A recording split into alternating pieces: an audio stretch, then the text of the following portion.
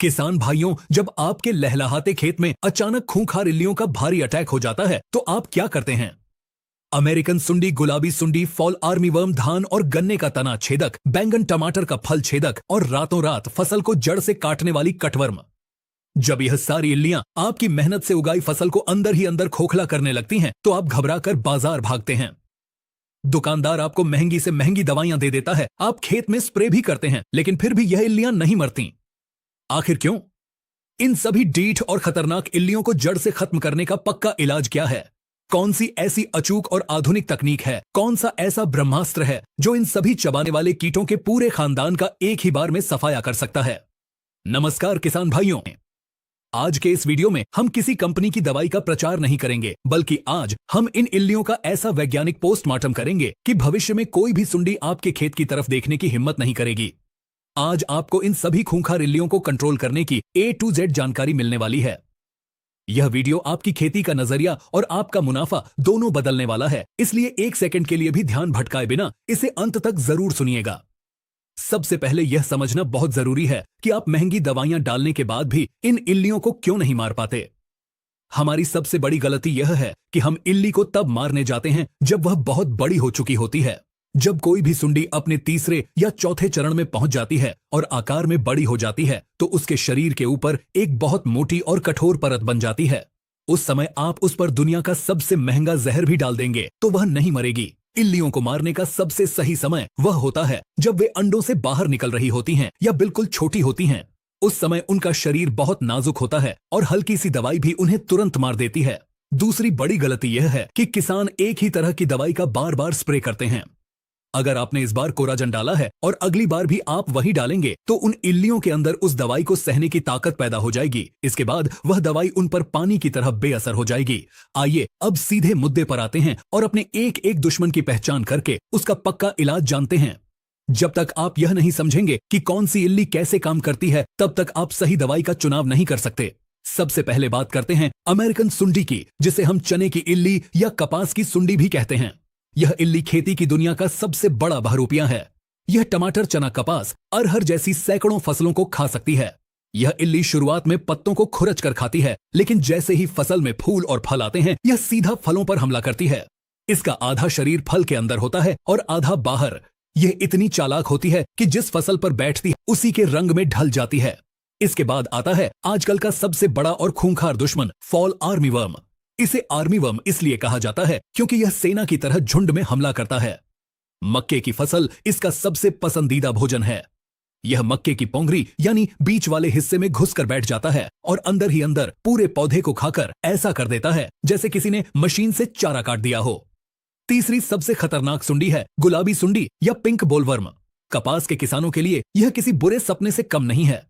यह सुंडी कपास के टिंडे के अंदर घुस जाती है और अंदर से पूरा बीज और रुई खा जाती है। बाहर से आपको टिंडा एकदम सही दिखेगा, लेकिन अंदर यह गुलाबी सुंडी बैठी मिलेगी।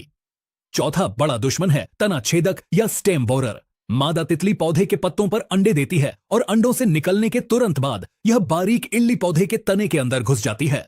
तने के अंदर घुसकर यह पौधे की मुख्य नस को काट देती है, जिससे पौधा ऊपर से सूखने लगता है। अब क्योंकि यह इल्ली तने के अंदर छुप कर बैठी है, इसलिए ऊपर से किया गया कोई भी साधारण स्प्रे इस तक नहीं पहुंच पाता। पांचवा दुश्मन है फल छेदक। बैंगन, भिंडी और टमाटर उगाने वाले किसान इस सुंडी से बहुत परेशान रहते हैं।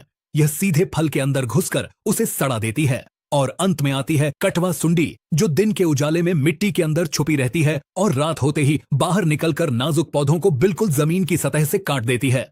अब बिल्कुल ध्यान से सुनिए, इन सभी चबाने वाले कीटों को कंट्रोल करने की बिल्कुल सटीक और आधुनिक रणनीति। हम इस इलाज को दो हिस्सों में बांटेंगे, पहला बचाव और दूसरा रासायनिक नियंत्रण। बचाव के लिए किसी भी सुंडी के खेत में आने से पहले आपको अपने खेत में फेरोमोन ट्रैप लगाने चाहिए। 1 एकड़ में कम से कम 5 फेरोमोन ट्रैप लगाएं।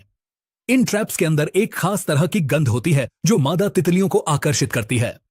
खेत में अंडे देने से पहले ही नर और मादा तितलियां इन ट्रैप्स में फंस कर मर जाती हैं। जब तितली ही नहीं होगी तो अंडे नहीं होंगे और अंडे नहीं होंगे तो इल्ली पैदा ही नहीं होगी। इसके अलावा फसल 20 दिन की होने पर 10,000 ppm वाले शुद्ध नीम तेल का स्प्रे एक बार जरूर करें। अब आते हैं सबसे अहम हिस्से पर, यानी रासायनिक नियंत्रण।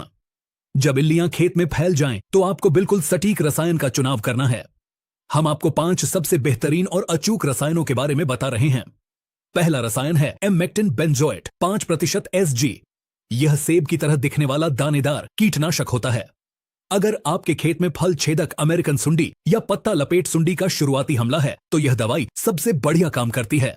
यह इल्लियों के नर्वस सिस्टम को जाम कर देती है, जिससे उन्हें लकवा मार जाता है और वे खाना पीना छोड़कर भूखी मर जाती हैं।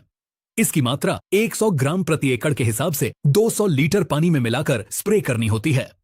दूसरा जबरदस्त रसायन है स्पाइनोसैड 45% Sg। यह दवाई बाजार में ट्रेसर के नाम से बहुत मशहूर है। अगर आपकी कपास में गुलाबी सुंडी है या अरहर और चने में अमेरिकन सुंडी बहुत ज्यादा डीट हो गई है तो स्पाइनोसैड का स्प्रे तुरंत रिजल्ट देता है। यह इल्लियों को संपर्क से और उनके पेट में जाकर दोनों तरह से मारता है। इसका इस्तेमाल 60 से 70 मिलीलीटर प्रति एकड़ के हिसाब से किया जाता है। तीसरी सबसे असरदार दवाई है क्लोरेंट्रानिलिप्रोल 18.5% Sc। किसान भाई इसे कोराजन के नाम से जानते हैं। यह दवाई तना छेदक और फॉल आर्मीवर्म के लिए किसी ब्रह्मास्त्र से कम नहीं है। अगर सुंडी मक्के की पोंगरी के अंदर बैठी है या गन्ने के तने के अंदर छुप गई है तो यह दवाई पौधे के सिस्टम के अंदर जाकर पूरे पौधे को जहरीला बना देती है। जैसे ही इल्ली पौधे का कोई भी हिस्सा खाती है उसके मुंह की मांसपेशियां जकड़ जाती हैं और वह वहीं मर जाती है। इसे 60 मिलीलीटर प्रति एकड़ की दर से स्प्रे करना चाहिए। चौथा शक्तिशाली रसायन है स्पाइनेटोरम 11.7% Sc, जिसे बाजार में डेलीगेट के नाम से जाना जाता है। जब फॉल आर्मीवर्म और थ्रिप्स दोनों का एक साथ भयंकर हमला हो और कोई भी दवाई काम न कर रही हो तब इसका इस्तेमाल किया जाता है। यह बहुत ही तेज गति से काम करने वाला कीटनाशक है जो बड़ी से बड़ी और मोटी इल्लियों को भी कुछ ही घंटों में ढेर कर देता है। इसकी मात्रा 80 से 90 मिलीलीटर प्रति एकड़ रखी जाती है। पांचवां विकल्प उन किसानों के लिए है जिन्हें तुरंत और बहुत भयंकर रिजल्ट चाहिए। यह एक मिश्रण है जिसे प्रोफेनोफोस 40% और साइपरमेथ्रिन 4% कहते हैं। यह गैस बनाकर इल्लियों को मारता है। अगर इल्लियां पत्तों के पीछे या घनी फसल के अंदर छुपी हैं जहां स्प्रे नहीं पहुंच पा रहा है तो इसकी तेज गैस इल्लियों का दम घोंटकर उन्हें मार देती है। पहली टिप इल्लियों को मारने के लिए कभी भी दिन के समय धूप में स्प्रे न करें। सुंडियां हमेशा रात के समय बाहर निकलकर फसल खाती हैं और दिन में मिट्टी या पत्तों के पीछे छुप जाती हैं। इसीलिए स्प्रे हमेशा शाम को 3 बजे के बाद करें। जब आप शाम को स्प्रे करेंगे तो रात में जब सुंडी बाहर आएगी उसे सीधा जहर वाला ताजा पत्ता खाने को मिलेगा और वह तुरंत मर जाएगी। दूसरी टिप, अपनी स्प्रे की टंकी में हमेशा एक अच्छी क्वालिटी का सिलिकॉन बेस्ड स्टिकर जरूर मिलाएं। इल्लियां अक्सर पत्तों की निचली सतह पर होती हैं। स्टिकर दवाई को पूरे पत्ते पर अच्छी तरह फैला देता है और दवाई पत्तों के आर पार हो जाती है, जिससे छुपी हुई इल्ली भी मारी जाती है। तीसरी टिप, पानी की मात्रा के साथ कभी कंजूसी न करें। अगर आप 1 एकड़ खेत में स्प्रे कर रहे हैं तो कम से कम 150 से 200 लीटर साफ पानी का इस्तेमाल जरूर करें। पानी हमेशा साफ ट्यूबवेल का लें क्योंकि तालाब या गंदे नाले का पानी दवाई के असर को काट देता है। किसान भाइयों, अगर आप इन वैज्ञानिक तरीकों, सही दवाइयों और सही समय का चुनाव करके खेती करेंगे तो दुनिया की कोई भी इल्ली आपकी फसल का एक बाल भी बांका नहीं कर पाएगी। हमें पूरी उम्मीद है कि यह A to Z और विस्तृत मास्टर क्लास आपके बहुत काम आएगी। यह जानकारी आपकी फसल को तबाह होने से बचाएगी और आपके मुनाफे को सुरक्षित रखेगी। अगर आपको हमारी यह मेहनत और यह गहरी वैज्ञानिक जानकारी पसंद आई हो तो इस वीडियो को तुरंत लाइक करें। अपने सभी किसान मित्रों, रिश्तेदारों और अपने गांव के हर व्हाट्सएप ग्रुप में इस वीडियो को ज्यादा से ज्यादा शेयर करें ताकि कोई भी किसान इन खूंखार इल्लियों के हाथों अपनी फसल बर्बाद न होने दे।